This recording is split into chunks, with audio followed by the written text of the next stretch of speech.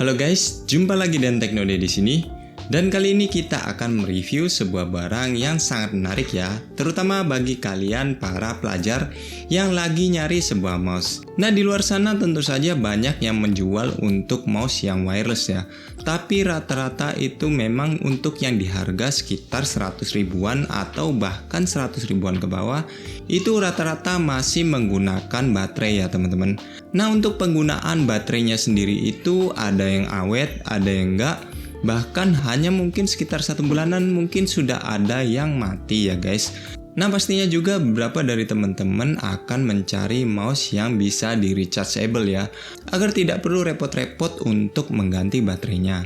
Nah, kabar gembira bagi teman-teman yang lagi nyari mouse portable, Digital Alliance lagi ngeluarin mouse terbarunya nih, yang bisa banget menjadi mouse kerja kalian.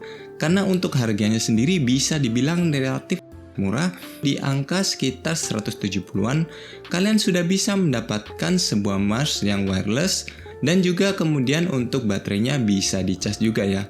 Dan ada beberapa fitur-fitur spesial yang akan kita jelaskan nanti. Jadi Digital Alliance telah mengirimkan sebuah mouse terbaru mereka kepada kita untuk kita review hari ini. Jadi mouse-nya sendiri bernama Digital Alliance Rubik ya, yang kategorinya adalah mouse office yang murah tapi memiliki fitur-fitur yang bisa dibilang unggulan ya, yang nanti akan kita jelaskan. Tapi sebelumnya kita akan lakukan unboxing terlebih dahulu. Jadi di dalam boxnya ini sendiri sangat simpel ya teman-teman. Bisa kita lihat untuk dari kemasannya bisa dibilang termasuk biasa dengan tulisan Rubik One di bagian depannya. Jadi untuk kategori dari Rubix ini sendiri ada 2 ya kategorinya. Dan ini bisa dibilang kategori yang lebih bagus dari Rubix yang satunya. Jadi Rubix One seperti ini ya. Kita bisa lihat beberapa fitur di antaranya seperti silent click. Untuk dari koneksinya termasuk sudah triple channel connection, 6 button with on dan off, dan kemudian 4 dpi level, dan rechargeable with USB Type-C. Dan kemudian di bagian belakangnya kita bisa melihat beberapa spesifikasi yang ternyata ini untuk selling point-nya sudah menggunakan Pixart PMW 3212 ya. Dan kemudian untuk dari segi DPI-nya up to 4800. Kita akan buka langsung aja dulu ya untuk dari segi box-nya. Di dalam box-nya sendiri kita akan mendapatkan dari sebuah kartu garansi yang bentuknya seperti ini. Dan kemudian sebuah kabel charging yang berwarna putih yang berjenis USB Type-C. Dan yang terakhir adalah dari mouse-nya ini sendiri ya. Unit yang dikirimkan kepada kita ini adalah yang berwarna putih. Dan teman-teman kalau suka yang hitam juga disediakan untuk yang kategori warna hitam. Tinggal disesuaikan aja dengan selera teman-teman masing-masing. Dan kemudian ini adalah penampakan dari Digital Alliance Rubik One. Bisa teman-teman lihat untuk dari segi mouse-nya ini adalah mouse office yang ergonomis ya. Dan penggunaannya untuk right hand alias tangan kanan. Jadi untuk detailnya seperti ini bisa teman-teman lihat. Untuk desainnya ini sendiri cakep banget ya. Saya suka dengan desainnya karena ini mengingatkan saya pada sebuah mouse yang juga memiliki desain yang ergonomis yang mirip seperti ini. Jadi bisa teman-teman lihat untuk di bagian kirinya ini ada handrest yang semacam sayap ya. Dan kemudian di sampingnya kiri ini ada logo dari Rubix ya. Terus terang saya suka banget dengan logo dari Rubix ini. Dan saya berharap memang untuk kategori barang yang bagus dari Digital Alliance itu menggunakan logo Rubix ini ya. Karena memang logonya dari Rubix ini keren banget. Termasuk minimalis dan sangat cocok ketika dipasang di mouse seperti ini ya. Untuk shape-nya ini sendiri agak sedikit melebar ke samping ya. Jadi ini memang ada tujuannya agar handrest kita itu lebih nyaman ya untuk penggunaan dari mouse-nya ini sendiri. Jadi ketika digunakan untuk palm grip terutama yang menggunakan untuk seluruh permukaan dari mouse, ketika kita gunakan seperti ini sangat nyaman ya. Jadi untuk di bagian kirinya ini ada untuk handrest-nya. Dan kemudian di bagian kanannya ini juga ada untuk handrest dari kelingking kita ya. Jadi untuk penggunaan dalam jangka waktu yang lama saya rasa ini sangat nyaman banget ya. Karena untuk bentuknya sendiri sudah ergonomis seperti ini. Dan kemudian ada beberapa detail juga di bagian sampingnya tentu saja. Kita bisa melihat dari 2 buah side button yang bentuknya seperti ini. Dan kemudian gampang untuk diraih ya termasuk ya. Selain itu ada beberapa detail di bagian atasnya, yaitu sebuah tombol klik kiri dan kanan yang sudah silent tentunya.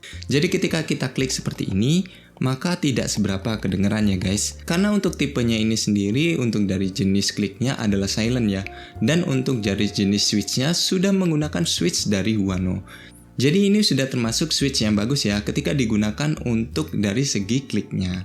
Dan kemudian untuk beberapa detail lainnya di bagian atasnya ini kita bisa lihat untuk scroll wheelnya. Yang ini termasuk snappy ya, dan gampang untuk di scroll. Dan untuk tipe scrollnya ini bisa teman-teman lihat, akurasinya termasuk bagus ya. Dan termasuk presisi untuk tiap gulirnya. Dan kemudian di bagian atasnya lagi kita bisa melihat dari 3 buah lubang indikator untuk baterainya. Dan kemudian sebuah tombol DPI. Untuk angkanya sendiri sudah termasuk lumayan dengan DPI terendahnya di angka 1000, kemudian naik ke 1600, 2400 hingga maksimal di 4800. Jadi untuk penggunaan DPI-nya ini sudah termasuk bagus ya. Untuk DPI-nya sendiri di angka 1000 sudah termasuk yang enak ketika kita ingin gunakan untuk dari segi desain. Dan kemudian kita bisa menggunakan untuk DPI yang tertinggi di 4800 ketika kita ingin menggunakannya untuk gaming. Kemudian untuk detail di bagian bawahnya bisa teman-teman lihat seperti ini. Untuk MOSFET-nya ini sendiri mengingatkan saya pada MX Master ya. Karena untuk bentuknya sini sendiri juga sedikit mengikuti dari bentuknya dengan beberapa MOSFET yang berada di bagian samping dan kemudian di bagian atas bawahnya seperti ini ya. Dan tipe untuk MOSFET-nya ini sendiri seperti karet ya. Karena memang untuk MOSFET sendiri yang diperlukan adalah presisi. Jadi ketika kita gunakan di MOSFET, pastinya untuk dari segi gulirnya itu tidak seberapa licin ya.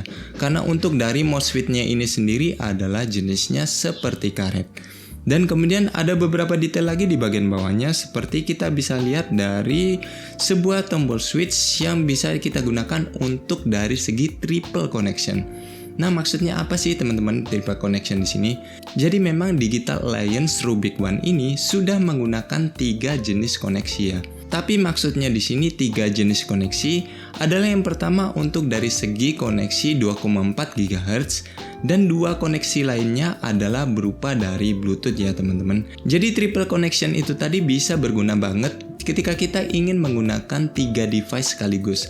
Misalnya seperti yang pertama kita gunakan untuk komputer untuk 2,4 GHz-nya, dan kemudian Bluetooth yang pertama kita gunakan untuk di laptop misalnya, dan Bluetooth yang kedua mungkin kita bisa gunakan di handphone kita atau di tab kita. Jadi sangat fleksibel banget ya untuk dari segi triple connection-nya. Dan kemudian di bagian bawahnya ini ada sebuah tombol switch untuk dari segi koneksinya mau ke 2,4 GHz ataupun ke Bluetooth dengan cara kita menekan tombol yang ada di bagian bawahnya ini ya. Untuk perpindahannya tinggal kita tekan 1 kali aja. Dan kemudian ketika kita ingin reset pairing untuk Bluetooth-nya, kita tinggal tekan tahan aja selama beberapa detik hingga lampu indikatornya berkedip-kedip seperti ini. Itu tandanya nanti kita bisa pairing di device yang baru kita. Dan kemudian di bagian bawahnya ini kita bisa lihat untuk dari segi kompartemen dongle 2,4 GHz-nya ya. Jadi nggak perlu khawatir ya teman-teman kalau ingin menyimpan dongle-nya agar tidak cepat hilang. Dan kemudian di bagian tengahnya ini kita bisa melihat sebuah sensor yang spesialnya sudah menggunakan Pixar PMB3212 ya. Nah teman-teman, saya sudah coba searching untuk dari segi sensornya ini apakah bisa digunakan untuk gaming. Tapi sayangnya untuk informasi dari segi sensornya ini lumayan minim ya. Saya sendiri tidak bisa membandingkannya dengan 3325. Tapi mungkin dari sensornya ini pastinya masih ada di bawah 3325. Tapi paling enggak untuk kemampuan dari sensornya ini sudah bisa terbilang bagus ya, jika dibandingkan dengan beberapa MOS yang enggak jelas di luar sana. Karena untuk dari segi polling rate-nya ini sudah bisa dibilang lumayan di angka 250 Hz. Dan untuk tracking speed-nya ini sendiri sudah menggunakan dari 30 IPS yang sudah bisa dibilang ya lumayan bagus. Nah, untuk dari segi baterainya ini sendiri sudah termasuk lumayan di angka 400 mAh ya. Sepemakaian saya selama beberapa hari, saya belum mengecas sama sekali untuk dari segi mouse-nya ya. Dan kemungkinan besar bisa digunakan antara 50 sampai 60 jaman untuk dari segi sekali pakainya ya. Apakah bisa digunakan buat gaming? Nah, jawaban saya mungkin ketika digunakan untuk beberapa game konvensional seperti Dota, saya tidak mendapatkan masalah ya ketika menggunakannya. Malah mouse ini terasa presisi dan bagus ketika digunakan untuk bermain beberapa game tersebut. Tapi memang ketika digunakan untuk game-game yang FPS ataupun beberapa game kompetitif lainnya, mungkin saya tidak rekomendasikan ya. Bukan dari segi sensornya, saya rasa untuk sensornya ini sudah bisa dibilang lumayan bagus, tapi memang untuk pertimbangan saya adalah dari segi MOSFET-nya yang masih belum menggunakan PTFE ya. Jadi untuk dari MOSFET-nya ini memang masih agak karet. Jadi yang dikhawatirkan ketika kita menggunakan flicker untuk dari kiri dan kanan tidak sefleksibel dengan menggunakan dari mouse gaming yang sudah menggunakan MOSFET VTFE. Jadi memang saya rasa untuk penggunaan mouse-nya ini lebih cocok untuk ke arah mouse office saja. Dan untuk penggunaan gamingnya bisa untuk game-game yang ringan atau beberapa game konvensional lainnya. Nah, kesimpulannya apakah Rubix One ini worth untuk dibeli?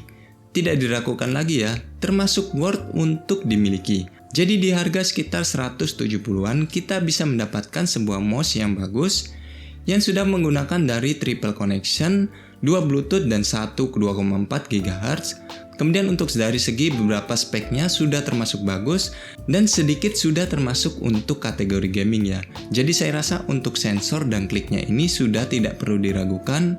Dan kemudian untuk dari segi desainnya ini sendiri sudah cakep dan ergonomis.